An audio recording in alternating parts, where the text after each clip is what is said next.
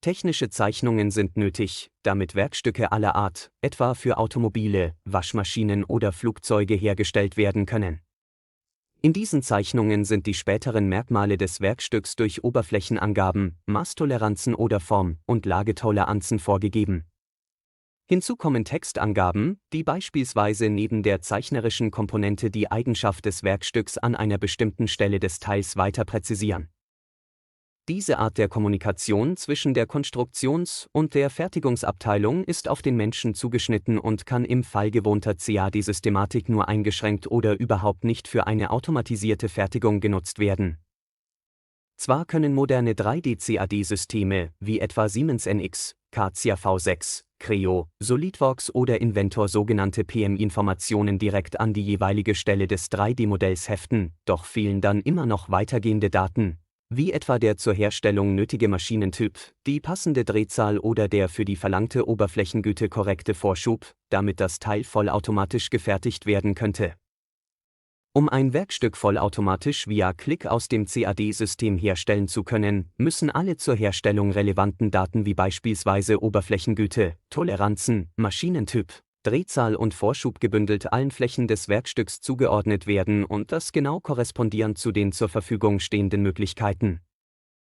Und damit dieser Prozess nicht in eine endlose, manuelle Zuordnungsarbeit ausartet, hat Professor Dr. Ingenieur Ludwig Ganzauge, Lehrer im Masterstudiengang Technologiemanagement an der Technischen Hochschule Deggendorf und Leiter des Instituts IWFM, ein mittlerweile patentiertes Farbsystem entwickelt, das auf dem RGB-Farbmodell basiert. Damit können beliebige Bereiche an einem Werkstück eingefärbt und über die gewählte RGB-Farbe die technologischen Eigenschaften an der jeweiligen Stelle festgelegt werden.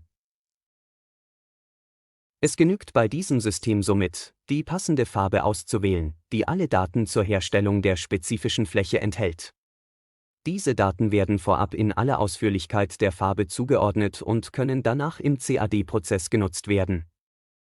Da das System offen ausgelegt ist, können Unternehmen sogar ihre spezifischen Verfahren einbauen, sodass selbst exotische Produkte vollautomatisch herstellbar werden. Wenn die Automatisierung entsprechend ausgebaut wurde, sind Zerspannungsmaschinen durch automatisch erstellten NC-Code ebenso ansteuerbar wie Messmaschinen oder Reinigungsautomaten. Es gibt keinen Zwang, sofort alle Möglichkeiten des Farbsystems von Professor Ganzauge nutzen zu müssen. Bereits der Einsatz des Toleranzsystems führt zu einer massiven Zeiteinsparung, da in der Farbe unter anderem die Toleranz enthalten ist und keinerlei manuelle Eingabe in einem CAD-System zur Toleranzdefinition nötig wird.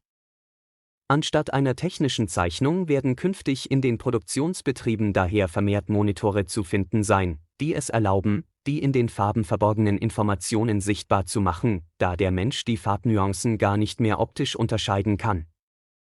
Da in der Farbinformation auch Informationen und Vorgaben für die Messmaschine hinterlegt sein können, kann das dazu nötige Messprogramm ebenfalls vollautomatisch erstellt werden. Somit ist festzustellen, dass dem Farbsystem von Professor Ganzauge die Zukunft gehört, was die Fertigung betrifft.